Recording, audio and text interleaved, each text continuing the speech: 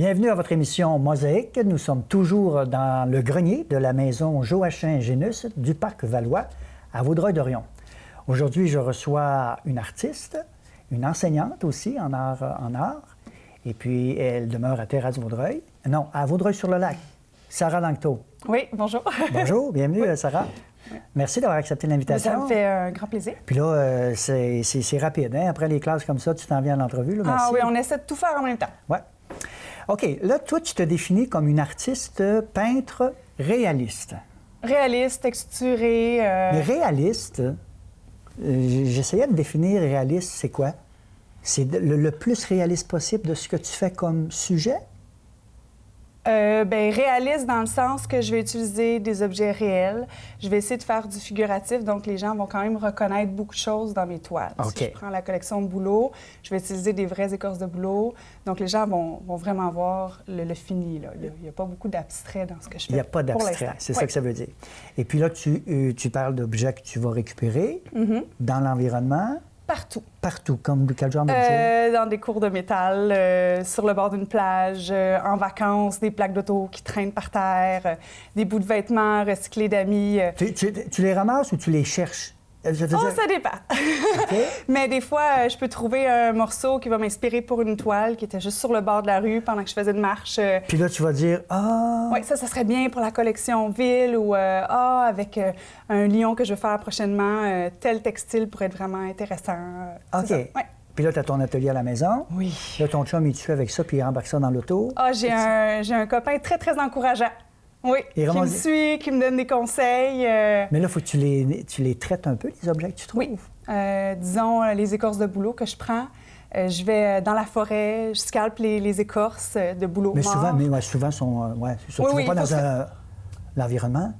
Oui, je vais dans l'environnement, mais il faut qu'ils soient en processus de décomposition. Donc, parfait. C'est parfait. Je ne détruis aucun l'environnement. Okay. Puis après ça, il faut que je les traite, il faut que je les nettoie. Question que l'œuvre dure Puis là, éternellement. Puis là, ça veut dire que si tu faisais un arbre, tu mettais une écorce de bouleau? Oui. Est-ce que tu représentes le bouleau dans ta création? Oui. Alors, dans, disons, une toile où il y a une cinquantaine de bouleaux représentés, il peut en avoir 11 vraies écorces à l'intérieur. Wow! Puis c'est à quelle dimension, ces œuvres-là? Oh, J'ai vu un peu ton site web. Oui. Ça peut partir de plus petit à très grand jusqu'à 9 pieds de large. Il y a de tout. Ça vient où, ça, cette désir de créer? Un peu de folie, peut-être, ouais. mais... Petite fille? Depuis toujours, ma mère était professeure au primaire comme moi, mais en fait, je suis comme elle. Puis elle a toujours eu une belle passion pour les arts. Alors, j'ai toujours eu cette introduction-là à tout ce qui s'appelle plastique, tout ça. Puis souvent, c'est dans les rêves. J'ai commencé par une collection surf, parce que je faisais beaucoup de surf, beaucoup de sport. Okay. J'ai rêvé au boulot. Puis je suis allée dans la forêt, je suis allée chercher ça. Après ça, collection ville aussi. Puis là, tu as commencé avant d'étudier dans les arts? Tu as étudié dans les arts? J'ai été au cégep en arts visuels et nouvelles technologies à Bois-de-Boulogne. J'ai adoré mon passage. Puis j'ai déjà commencé à faire un peu de collage à ce moment-là. OK. J'ai arrêté un petit peu pendant l'université. Puis après ça, j'avais besoin d'y retourner. Parce qu'à l'université, tu es allée pour devenir enseignante. C'est ça, enseignante au primaire. Au primaire? Oui. Tu n'es pas nécessairement en art plastique? Non, mais j'en fais beaucoup. J'utilise toujours l'art comme support pour amener d'autres notions, quoi que ce soit. C'est quoi tes classes? 4 ans? En ce Quatrième? moment, je suis en 6e année. Oh, ils sont plus vieux! Oui, avec les grands. Ils sont plus vieux? Oui, oui. Ça se passe bien? Très bien, très bien. Tout est dans l'approche, dans la relation. Qu'est-ce que tu leur dis aux jeunes quand tu les approches avec ça? Comment ils réagissent? Est-ce que les arts... C'est pas tous les enfants qui ont... Oui, mais je crois qu'avec la passion que je peux dégager par rapport à la chose... Tu réussis à les convaincre, ça aide beaucoup. Ouais. Puis juste les dessins que je vais utiliser ou que je vais créer, que je vais faire pour les débuts d'année, ils me regardent et font « Est-ce que c'est vous, Madame Sarah, qui avez fait ça? » Oui, oui, c'est moi. Puis après ça, ils veulent toujours en savoir plus sur leur enseignant. Je leur montre un peu ce que je fais, puis... Alors, la nécessité des arts à l'école, c'est... Oh, primordial. L'environnement et tout ça. Oui. Tu as un atelier ici, tu n'es pas originaire de la région. Tu es originaire de quel endroit? Non, je suis une petite fille du Nord. Du Nord près, en fait, de Saint-Sauveur. Oui, je suis des Laurentides. OK. Et tu es en voie de devenir reconnue par le Conseil des arts? Oui. Tu travailles là-dessus? Oui, on travaille là-dessus. En fait, moi, je voulais voir s'il y avait une belle ouverture, surtout que j'ai déménagé. Donc, je voulais voir si les clients me suivaient, si on avait une belle approche par rapport à moi, ce que je faisais en tant qu'artiste. Ça va très bien. J'ai exposé au musée régional de Vaudreuil-Soulanges. Ouais. Ça a très bien été. Belle réception des gens. Ah oui, très belle réception. Il y a eu beaucoup d'expositions aussi, des petites choses un petit peu à gauche puis à droite. Donc là, je vois que ça fonctionne très bien. On continue sur cette voie-là. C'était ta première exposition ici? Non, j'en ai t'en fait as aussi déjà à fait. Montréal. J'avais une autre exposition solo. Ouais, quand même. J'ai exposé aussi dans les Laurentides. J'expose même aux États-Unis les connexions surf, poisson, tout ça. Mais tu devrais être reconnue par le Conseil des arts. Je sais, c'est ça qu'il faut que je fasse. C'est la prochaine étape. Puis cette étape-là, c'est de confirmer quoi? Une démarche artistique?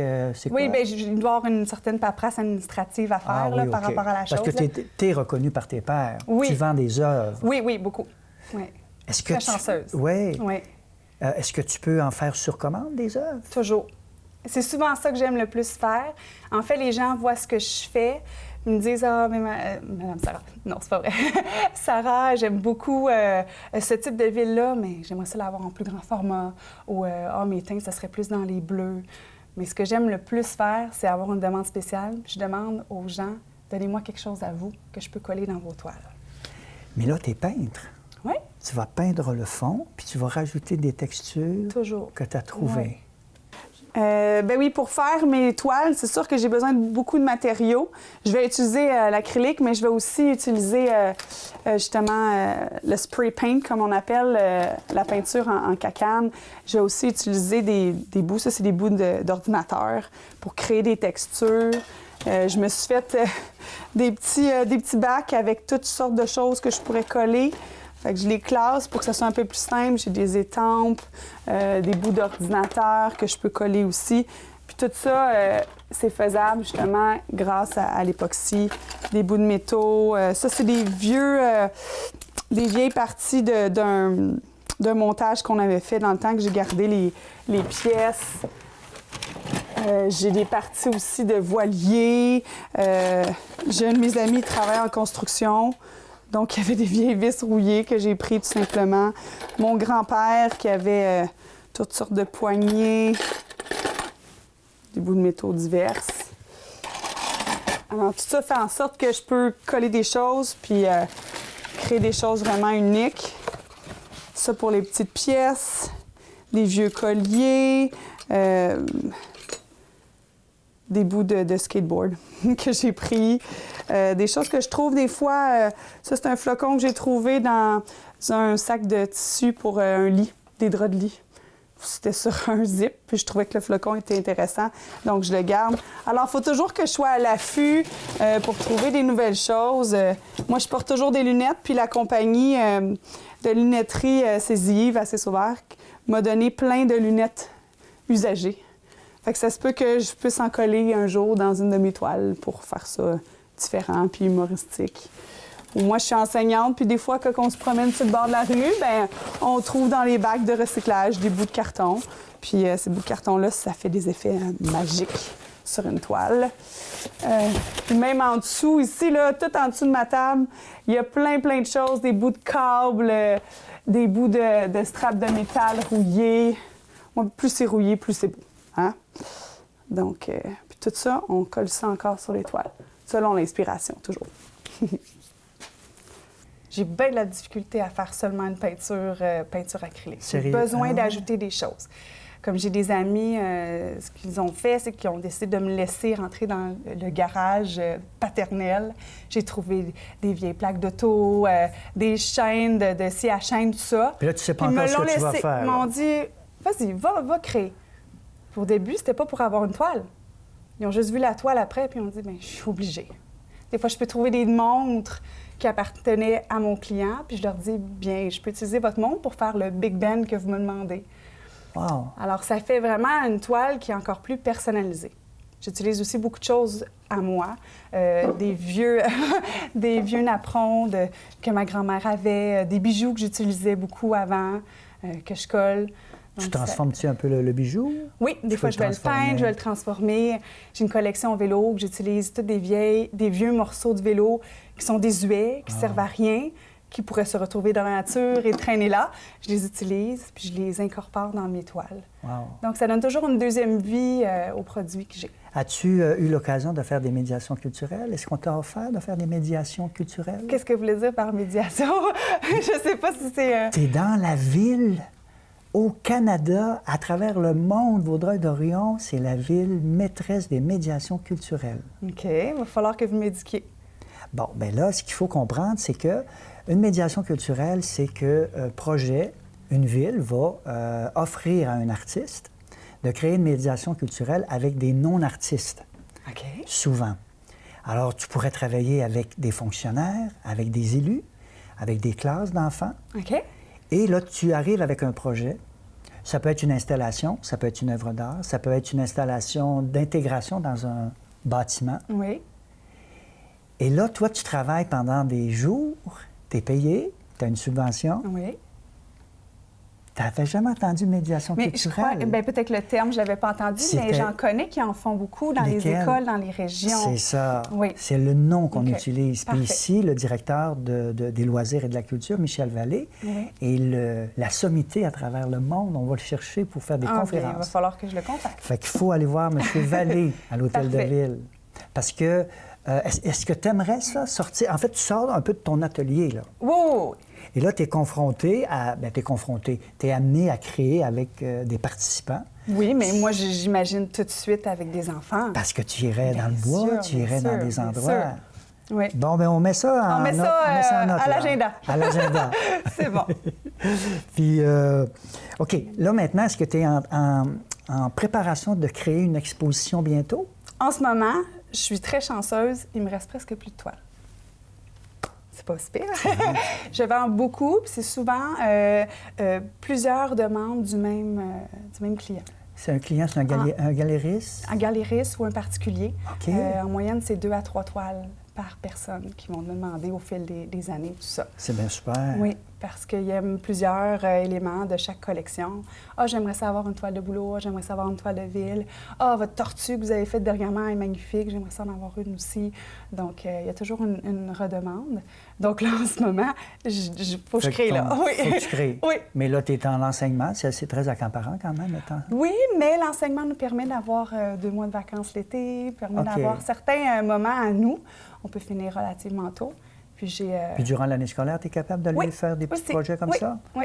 Alors, tu vas travailler à faire des œuvres pour aller en exposition? C'est ça. Quelle galerie, quel musée, galerie, est-ce que tu vises? Ça dépend. Moi, je sais qu'il y a une demande qui veut être faite par rapport à Montréal. Ça a très bien fonctionné. C'était où déjà à Montréal? C'était au collège... Bref. Je le trouve. Bref, Tu vas le c'était retrouver. une exposition qui a été très Puis marquante très pour belle moi. réception. Les gens ont beaucoup aimé ça. Presque tout est parti. Tout est parti. Presque. Sont accessibles, tes œuvres? Oui. Puis on peut les voir sur le web. Ça veut dire que Sur 6 le mois- web, Là, les c'est sûr que c'est différents marqué réseaux vendu. sociaux. Là, vendu. Mais il y a beaucoup aussi de travail d'exploration. Souvent, je vais créer, puis après ça, je vais rejeter ou je vais essayer de recréer par-dessus. C'est ça que j'aime aussi. Puis il y a certaines toiles que je fais de la texture. Après ça, je repeins par-dessus. Mais ça fait un fond spécial aussi. Ah, wow. Alors, il y a OK. certaines toiles qui sont éphémères, juste parce que, j'ai pas vraiment aimé ce type-là, j'en refais une, oui. Entre toi et moi, là, puis la boîte à bois, La boîte à bois. comment qu'on pourrait... Est-ce que tu trouves que nos conseils des arts sont assez présents pour des artistes émergents? Parce que tu n'es plus de la relève, hein? On peut dire que tu n'es plus de la relève, tu es une artiste émergente Oui. ou établie. Oui. On peut dire établie aussi. Peut-être. Est-ce que tu trouves que tu as eu assez d'aide de la part des fonds publics pour la culture? Bien, En je pense as-tu qu'on a reçu? besoin d'avoir un certain guide, par exemple.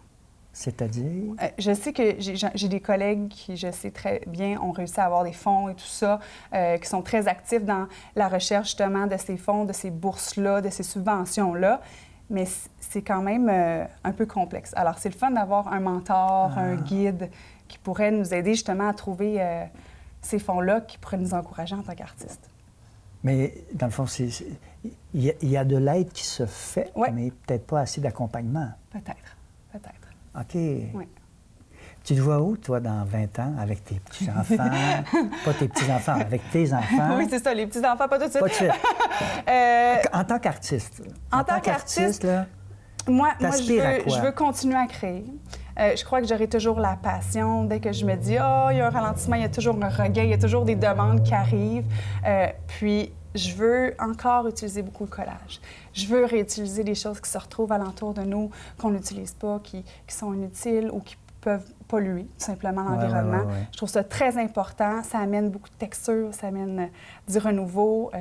Puis grâce à l'époxy, on fige tout ça ensemble. Oui, c'est ça. Parle-moi de l'époxy. Oui. Parce que ça, c'est à manipuler de façon particulière, là. Bien. Parce qu'il ne faut pas que tu touches tous les autres objets, là. Non. Puis il y a le gros masque à gaz qui va avec ça C'est et tout vrai, ça. c'est vrai. C'est quand même assez dangereux pour la santé, mais si on se protège correctement, il n'y a pas de problème. Et l'époxy, c'est l'équivalent de 50 couches de vernis. Donc, tout ce que je colle, je peux même coller des choses qui sont quand même relativement lourdes, ils vont rester là. Ils ne bougeront pas. Alors, l'époxy, c'est vraiment comme un liquide, tout simplement, qu'on fait couler. Il faut qu'on aille la même quantité des deux liquides. On mélange ça pendant plusieurs minutes afin que ça soit vraiment, vraiment homogène, qu'on ait vraiment bien mélangé notre mélange, nos deux liquides. Puis, après ça, tranquillement, pas vite, ça va durcir. Alors, ce que je dois faire, c'est que je dois l'étendre sur la toile, mettre les matériaux que je veux ajouter sur mon canevas. Puis après, il ne faut pas que j'y touche. Je dois laisser ça pendant 24 heures. Puis ça devient l'époxy dur qu'on peut avoir en produit final. Donc, je peux avoir des toiles de 20 livres de l'eau. Ah oui. C'est beau, hein? Ça fait un effet de contraste qui est accentué. Mais tu achètes ça au galon? Ah oui. Oui. C'est pas donné non plus, de l'époxy, là? Non, mais je trouve que c'est ça qui fait l'attrait principal de mon œuvre. Puis je pourrais pas faire autant de collage si j'avais pas l'époxy. Tu avais appris ça tout? Tu as appris ça au cégep, là, toutes ces manipulations-là? L'époxy, non. Moi, je faisais du surf à l'époque. Ah, c'est ça. Et on utilisait l'époxy, c'est un différent type d'époxy, mais pour recouvrir les planches de surf. Et j'avais une collègue de travail, Céline Brossard, qui est comme une mentor pour moi, qui est une artiste peintre du Québec ici aussi, qui m'a montré comment faire l'époxy. OK. Oui. Wow. Oui. Puis, bon, tu dis les expositions, si tu n'as pas assez de matériel, tu vas en faire éventuellement dans la prochaine année? Oui. Puis tu veux faire vraiment une exposition dans la prochaine année? Oh, j'aimerais vraiment ça. Ouais. À chaque fois, je trouve que ça crée une envolée, il y a un engouement qui se crée. Mais je veux avoir une collection qui est suffisante. Je ne veux pas exposer seulement quelques toiles. Moi, j'aime beaucoup les expositions solo, mais aussi en équipe avec d'autres collègues. Ça amène toujours un aspect spécial. Puis les thématiques, tu me dis que tu parles de thématiques. Hein? Tu parles avec, maintenant, c'est les arbres, puis tu fais une série là-dessus? Oui. Puis là, tu es dans les thématiques que tu as faites dernièrement? Les villes ne veulent pas s'arrêter. Je peux dire ça comme ça. Il y a toujours un engouement. Ils partent comme des petits pains chauds. Il y a vraiment des bons commentaires. J'ai vu le building de Five Roses, là. Oui. C'est capoté, hein? Oui. C'est magnifique parce qu'on le voit toujours. Là, on le verra peut-être plus à cause de l'échangeur. Oui, on verra. Je ne sais pas comment ça... L'échangeur va être plus bas, je crois, hein? L'échangeur turco, je crois bien. Mais tu as fait une œuvre avec un bâtiment comme industriel. Oui, oui. Fait que ça, les villes t'inspirent toujours. Toujours. Est-ce que tu dois les visiter avant de non, je vais regarder beaucoup de photos. Ouais. Mais moi, ce qui m'intéresse le plus, là, c'est la rouille.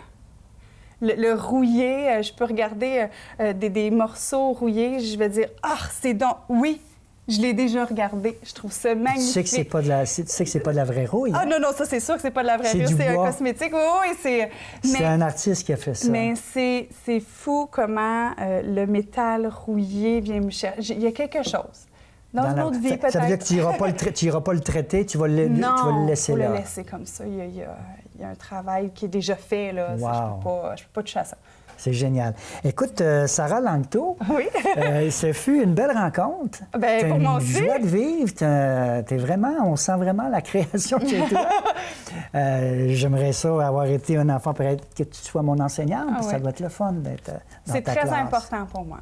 Les arts, autant pour les adultes, il y en a qui commencent plus tard, c'est correct, mais j'aime ça, partir ça dès le départ avec les enfants. Merci. Merci beaucoup, Sarah. Ça me fait plaisir. Je te souhaite vraiment longue vie. Puis, oublie pas les médiations culturelles. Non, j'oublierai pas. Parce que Michel Vallée, je pense qu'il va beaucoup aimer ce que tu fais. Parfait, merci. Merci à toi.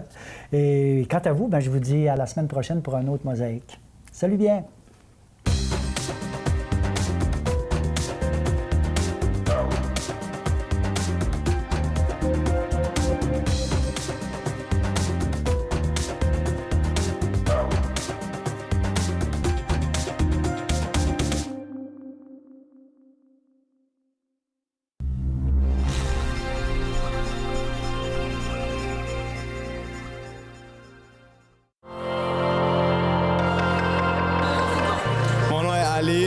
libanais puis je demeure à Pincourt. Bonjour, je m'appelle Yousra Baomar, je réside à Terrasse-Vaudreuil et je suis d'origine marocaine. Mon nom c'est Anthony Larsen, je demeure à Lupéro puis je suis d'origine haïtienne.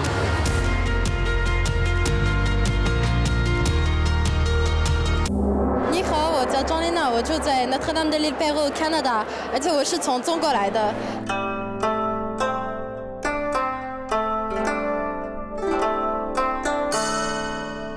Mes cheveux, mes hanches et ma peau.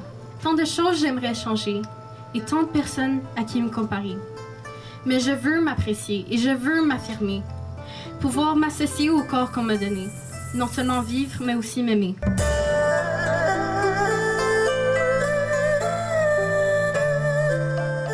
Arrêtez de me comparer à ceux que je vois. Je veux la vie saine et heureuse que plusieurs cherchent et veulent. Car ce sera ni la couleur de ma peau ou la quantité de mes défauts qui changera à quoi je m'associe ou qui je suis.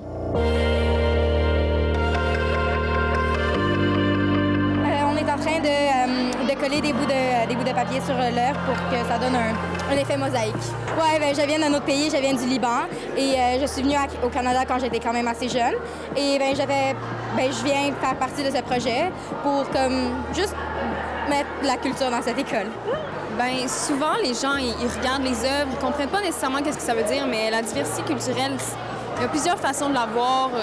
Moi, je pense que les arts, c'est comme un langage universel parce qu'on est capable d'exprimer par des tableaux ou par notre style de création, qu'est-ce qu'on aime ou c'est ça qui peut rapprocher tout le monde ensemble parce que c'est une culture qui est comme universelle, je sais pas. L'objectif premier, c'était de réunir les jeunes autour de 4 thèmes qui les tenaient à cœur, c'est-à-dire ils ont choisi des mots qu'on reproduisait, c'était l'amour, la paix, la fraternité et l'harmonie. Et ces mots-là ont été traduits dans plusieurs langues et ont été mis en collage sur les panneaux.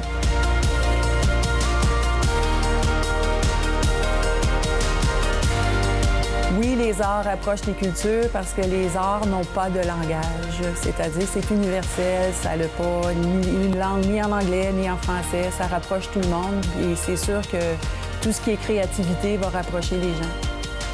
Bien, on peut faire écouter plusieurs sortes de musique, comme de différents peuples ou d'origine.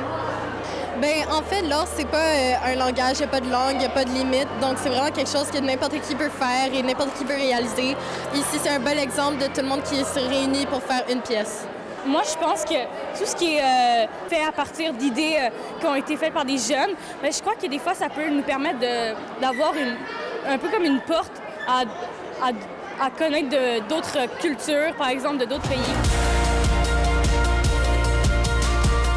Dans cette école, on a beaucoup de cultures différentes et c'est très bien de célébrer ces cultures. Et le mettre dans un projet d'art, c'est un très bon exemple. Alors, peut-être en peinturant, tout le monde, ils se parlent.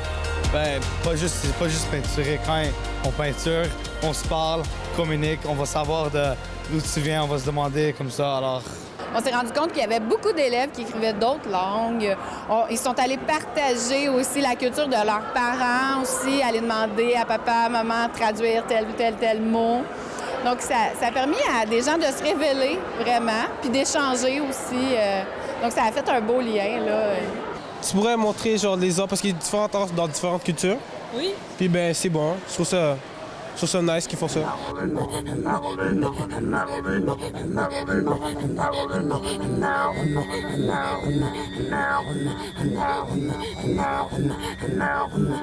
Bien, c'est juste que je trouve que ça me ressemble.